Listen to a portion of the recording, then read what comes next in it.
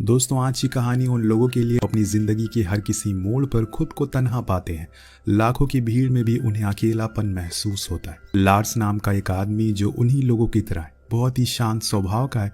वो हर सुबह चर्च भी जाता है, काम करता है, लेकिन उसे ज्यादा किसी से बोलचाल करना पसंद नहीं है। अंदर ही अंदर उसे कोई चीज जो हर दिन उसे खाए जा रही है। ऐसा नहीं है कि उसका कोई परिवार नहीं है। उसका एक बड़ा भाई है जिसकी शादी गजा नाम की लड़की से हो रखी है, जो आज उसे लंच पर इनवाइट करने के लिए भी आती है। तो लार्स उसे पक्का वादा करता है कि वो जरूर आएगा, जिसके बाद वो हर रोज की तरह चर्च चला जाता, जहाँ वो बड़े ही ध्यान से प्रेयर को सुन रहा था। इसके बाद वो एक बूढ़ी लेडी की मदद भी करता है, जो उसे सलाह देती है कि अब उसे कोई लड़की ढूंढकर उसके साथ जिंदगी बिताना चाहिए। तो लार्स मुस्कुरा देता है। दरअसल इस टाउन में सभी एक दूसरे को जानते हैं। और बात रही लार्स के अकेलेपन की, तो ये सुधारने के लिए उसके भाई और भाभी दोनों ने काफी कोशिश करी। आज भी वो कर रहे हैं, पर शायद लार्स का दिल ही नहीं करता ये सब करने का। इसीलिए जब मार्गा नाम की लड़की जो उसे पसंद करती है उसे बात करने आती है, तो वो उसे हर बारी की तरह इग्नोर करके चला जाता है और अपने घर में कुछ इस तरह से घुसता है जैसे कि उसने गजा से कोई वादा ही ना किया हो। उसको ऐसे बर्ताव से वो काफी परेशान थी। लेकिन वही जॉन जो उसका बड़ा भाई है, उसने उसके साथ बचपन बिताया है। उसको अच्छे से पता है कि लार्स किस किस्म का शख्स है। अब अगले दिन हम उसे ऑफिस में देखते हैं, जहां उसका कलीग भी उसे सलाह देते हैं कि उसे मार्गो के साथ डेट पर चले जाना चाहिए। जिस दौरान वहां मार्गो भी आती है, लेकिन हर बारी की तरह लार्स उसे एक बार फिर इग्नोर कर देता है, जिससे बेचारी का दिल टूट जाता है। और इस चीज को देखकर उसके साथ ही सलाह देते हैं कि अगर तुम्हें लड़कियां नहीं पसंद तो तुम्हें एक ह्यूमन डॉल खरीद लेना चाहिए। वो तुम्हारी जरूरतों को भी पूरा कर देगी और तुमसे कोई कंप्लेन भी नहीं करेगी। अब काम से वापस आते टाइम गजा लार्स से अपने घर के बाहर ही वेट कर रही थी। वो आज किसी भी तरह करके उसे अपने घर ही लाती है खाने के लिए। पर वहां हम देख सकते हैं कि कैसे लार्स बेचैन हो रहा है। इस घर से बाहर निकलने के लिए शायद कुछ लोग होते जिन्हें उसी चार दीवारी में ही सुकून मिलता है जहां वो रहते हैं, भले ही वो अकेले क्यों ना हो। जॉन उसको देखकर कहता है कि ऐसे ही हमारे डैड भी थे, लार्स भी उन्हीं पर गया है। उसे जैसे तैसे करके खाना खत्म किया और जाने लगा। तब जॉन ने कहा कि हम भी तुम्हारे घर आना चाहते हैं, पर लार्स बिना कुछ कहे वहां से चला जाता है, जिसका ये साफ मतलब था कि वो नहीं चाहता कि किसी के साथ भी खुद का समय बिताना। इसी के साथ अब कहानी 6 महीने आगे बीत जाती है। ठंडियों का मौसम आ गया है, चारों ओर बर्फ गिरना शुरू हो गई। इस बीच हम देखते हैं कि लार्स के घर में एक पैकेज आया है, जिसे वो अपने घर पर रखवा लेता है और खुद ऑफिस से जल्दी घर लौट आता है। फिर वो सारी खिड़की दरवाजों को बंद करता है और खुद को किसी दूल्हे की तरह सजाता है, जैसे कि आज उसकी शादी हो। यहाँ तक कि वो ब्रश भी करता है। कुछ देर बाद जॉन के घर की बेल बजती है, तो वो बाहर जाता है तो देखता है कि वहाँ लार्स खड़ा है। उसको काफी हैरानी होती है, क्योंकि आमतौर पर लार्स ऐसे कभी बुलाने पर भी नहीं आता। आज बिना बुलाए वो कैसे आ गया। पर यहाँ हम लार्स के चेहरे पर एक खुशी का एहसास देखते हैं, जैसे कि उसे वो चीज मिल गई जिसका उसे बरसों से तलाश थी। इतने में वहां पर गजा आती है। वो उसे बताती है कि आज मैं एक लड़की से मिलकर आया हूँ, मैं चाहता हूं कि आप लोग भी उससे मिलो एक बारी। ये सुनकर दोनों ही बहुत खुश होते हैं, क्योंकि यही तो वो चाहते थे। पर लार्स उन्हें फिर बताता है कि वो चल नहीं पाती, इसीलिए मैं उसे व्हील चेयर पर लेकर आया हूँ। हम दरअसल इंटरनेट पर मिले, वो भी मेरी तरह ही बिल्कुल धार्मिक है। ये सुनकर जॉन बहुत खुश था, इसीलिए वो तुरंत ही कहता है कि ठीक है, तुम उसे लेकर आओ, हम लोग तैयारी करते हैं। कुछ समय के बाद वो उस लड़की को लेकर आता है और जब दोनों उसे देखते हैं तो उन्हें अपनी आंखों पर यकीन नहीं होता। वो असल में दोस्तों एक डॉल थी, जी हाँ, जिसे लार्स एक इंसानी लड़की बता रहा था। दोनों ये देखकर काफी हैरान थी कि कैसे लार्स उस डॉल को एकदम इंसान की तरह ट्रीट कर रहा है, उसे बातें कर रहा है, उसके बारे में उन्हें बता रहा है। जो देखकर जॉन को तो गुस्सा आ जाता है, तो वो किचन में जाकर खूब चिल्लाता है।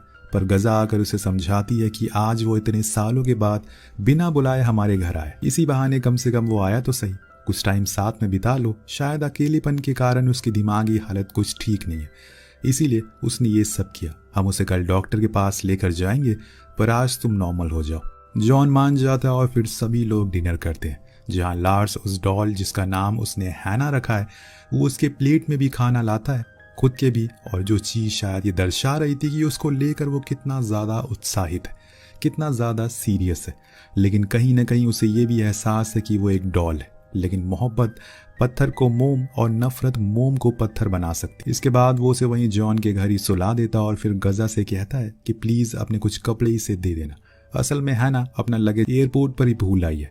अब सब कुछ शांत हो जाने के बाद सबसे पहले तो वो दोनों उस डॉल की ब्रांडिंग को चेक करते हैं, वो कहाँ से आई है। तब उन्हें पता चलता है कि असल में इसे एक ऑनलाइन साइट से ऑर्डर किया गया। तभी लार्स कह रहा था कि वो हैना से इंटरनेट पर मिला। अब आज की रात जो कुछ भी हुआ उसे सोचकर जॉन को तो नींद ही नहीं आ रही थी। उसे यकीन ही नहीं हो पा रहा है कि उसका भाई ने ऐसा कुछ भी किया है। सुबह होने पर वो लोग डॉक्टर के पास जाने के लिए निकलते हैं, जहां पहुंचकर सभी लोग लार्स को ही देख रहे थे, उसके उस अजीब से बर्ताव को भी, क्योंकि वो सभी के सामने ही हैना से बात कर रहा था, जो देखकर उन सभी को लगता है कि शायद ये बंदा सच में पागल है। लेकिन शायद इसमें लार्स की कोई गलती नहीं है। हर किसी तन्हा इंसान की यही कहानी है। एक मोड़ पर उसकी जिंदगी भी कुछ इस तरह की हो जाती है जब वो पत्थर में भी प्रेम ढूंढना शुरू कर देता है। अब डॉक्टर वहां लार्स के सामने भी वही सेम बर्ताव करती है जैसे कि वो देखना चाहती थी, यानी कि वो भी उस डॉल का ट्रीटमेंट करती है और उसे दवाइयां भी लिखती है। आखिर में वो लार्स को बताती है कि इसकी तबीयत ठीक नहीं है क्योंकि इसमें लंबा सफर तय किया है, इसीलिए तुम उसका ख्याल रखो। तो वो उसे बाहर लेकर चला जाता और फिर जॉन डॉक्टर से पूछता है क्या हुआ है मेरे भाई को। वो बताती है कि असल में उसे डेवलपमेंट डिसऑर्डर हुआ है, काफी स्ट्रेस और अकेलेपन के कारण। जब तक ये ठीक नहीं हो जाता तुम्हें सच में उस डॉल को हैना मानना पड़ेगा। अगर तुम्हें कोई भी जबरदस्ती उसके सामने करी तो ये बीमारी और खराब होती चली जाएगी। पर जॉन को ये सब पागलपन लग रहा है। उसे लग रहा है कि उसका भाई सच में पागल हो चुका है। उसे किसी मेंटली डिसेबल लोगों की स्पेशलिस्ट की जरूरत है। पर वहीं गजा लार्स की हालत को समझती है। उसे पता है कि ये बीमारी एक पतले धागे की तरह है, बहुत नाजुक है। अगर वो धागा टूट गया तो लार्स की हालत बद से बदतर हो जाएगी। इसीलिए वो भी अब धीरे धीरे करके हैना को इंसान मानने लगी है, ताकि लार्स को यकीन हो जाए कि वो लोग उसे समझ रहे। लेकिन यहाँ जॉन को ये सब बर्दाश्त नहीं हो रहा, इसीलिए वो उसके सामने कह देता है कि ये बस एक डॉल है, तुम अब पागल हो चुके हो। पर लार्स तो बहरा हो गया है, इसीलिए एक दिन उसके सामने कह देता है कि ये बस एक डॉल है और तुम अब पागल हो चुके हो। पर लार्स तो बहरा हो गया था, उसे अब बस हैना ही दिखाई दे रही है। हैना की तबीयत खराब होने के कारण अब लार्स अपने भाई के घर रहने लगा है, क्योंकि उसे लगता है कि हैना उसे शर्माती है बातें शेयर करने के लिए। इसीलिए अगर गजा रहेगी तो उसे सपोर्ट मिलेगा। अब जब वो अपने ऑफिस जाता है तो वहाँ उसकी कलीग उसे खुद के घर आने का इन्विटेशन देती है, जो कि लार्स एक्सेप्ट कर लेता है। यहाँ तक कि वो ये भी कह देता है कि वो अपनी गर्लफ्रेंड को साथ में लाएगा, जो सुनकर वहाँ सभी लोग हैरान हो जाते हैं, खासकर मार्गो। उसे तो यकीन नहीं हो रहा था कि जो उसने सुना वो सच है या फिर नहीं। वहीं टाउन में गजा काफी औरतों से इस बारे में बात करती है और लार्स की सिचुएशन का मजाक ना उड़ाने को कहती है, क्योंकि वो बीमार है। जॉन भी ऐसे ही करता, जिससे कि वहाँ के लोग मान जाते हैं। वो पूरा परिवार की तरह रहते थे और उसका साथ देने के लिए सभी तैयार थे। अब लार्स भी हैना को लेकर हर जगह जाने लगता है। एक दिन जब वो चर्च में होता है तो सभी लोग हैना के प्रति उसका व्यवहार को देखकर हैरान थे कि वो इतना सच कैसे हो सकता है। पर सभी को ये भी पता है कि वो बीमार है, इसीलिए वो काफी नॉर्मल बिहेव करते हैं। एक बूढ़ी लेडी तो हैना को लेकर फ्लावर भी देती है, एक गेस्चर के तौर पर, जो देखकर लार्स को काफी खुशी होती है। अब एक दिन वो अपने भाई से कहता है कि मैं हैना को लेकर वहां पर जा रहा हूँ जहां हम बचपन में जाया करते थे अपने डैड के साथ। वही लेक साइड वहां पहुंचकर वो हैना से अकेले में काफी बातें करता है, उसके साथ अपने सुख दुख बांटता है, जैसे हर कोई अपनी पसंदीदा इंसान के साथ बांटता है। वो भी उसे सब बता रहा था कि कैसे वो सबसे अलग है, लेकिन जब से वो उसकी जिंदगी में आई है सब कुछ बदल गया है। वहीं घर पर हम जॉन को देखते हैं, जो कि लार्स की बीमारी के बारे में गूगल पर पढ़ता है। तब उसे समझ आता है कि ये कितनी खतरनाक बीमारी है, जिस बारे में वो अपने कलीग को भी बताता है, जो सुनकर वो भी हैरान थे। लेकिन इसके बाद अब गजा और जॉन दोनों ही हैना का ख्याल रखने लगते हैं, जैसे कि उन्होंने उससे वादा किया था। वो उसे नहलाते धुलाते और अपने साथ बैठाते हैं, बहुत कुछ। अब वादे के मुताबिक लार्स उसको लेकर फिर से नेक्स्ट वीक चेकअप के लिए जाता है, जहाँ पर डॉक्टर हैना को चेक करती है और कहती है कि अब वो धीरे धीरे ठीक हो रही है। इस दौरान वो डॉक्टर को कुछ अपने बारे में भी बताना शुरू कर देता है, कैसे वो अपने भाई के लिए हमेशा से कुछ करना चाहता था, जैसे कि उसे खुशी मिले, लेकिन वो कभी भी कुछ कर नहीं पाया। न जाने उसे क्या हो गया कि वो अकेले रहने लग गया। उसे पसंद नहीं है कि कोई भी उसे छुए। हालांकि डॉक्टर उसका पूरा साथ देती है, पर वो बहुत अनकंफर्टेबल फील करता है। पर डॉक्टर ने उसके भाई से वादा किया है कि वो लार्स की मदद जरूर करेगी और उसे ठीक करके ही रहेगी। अब लार्स के कलीग की पार्टी वाला दिन आ जाता है, जहां पर वो हैना को लेकर पहुंचता है, पर वहां सभी को पहले से ही बता दिया गया था, तो वो लोग उसका मजाक नहीं बनाते और अच्छे से उसके साथ पेश भी आते हैं। वहां मार्गो भी थी, जो हैना को देखकर काफी अजीब फील करती है, लेकिन वो उसे कुछ कहती नहीं है। घर आते टाइम लार्स हैना से पूछता है, क्या तुम्हें पार्टी में अच्छा लगा? अब धीरे धीरे समय बीतने लगता है। वो हैना के साथ और घुलने मिलने लगा था।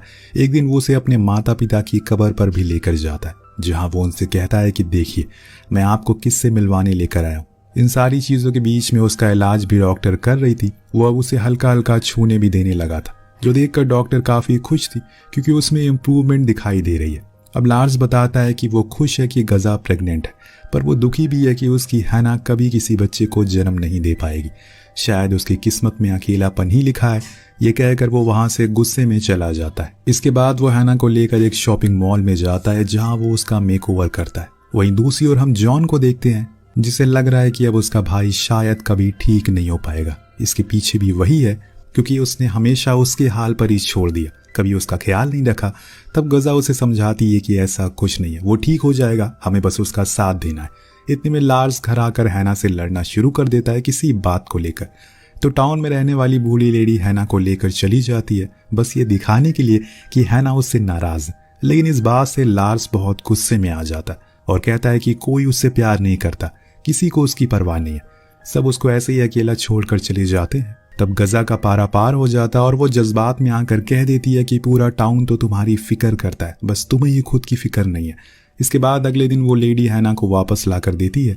कुछ ही दिन बाद हम देखते हैं कि मार्गो ने ऑफिस में एक नए आदमी से दोस्ती कर ली है, जो देखकर लार्स को ठीक नहीं लगता, पर वो कुछ कहता नहीं है और ऐसा एक्सप्रेस करता है कि उसे फर्क नहीं पड़ रहा है। अब कहानी आगे बढ़ती है और एक दिन वो हैना को चेकअप के लिए दोबारा लेकर जाता है। वहां वो डॉक्टर को बताता है कि मैंने हैना से कल शादी के लिए पूछा, पर उसने इनकार कर दिया। मैंने ये बात नोटिस की है कि अब हमारे बीच वो पहले वाला प्यार नहीं रहा, चीजें बदलने लगी है।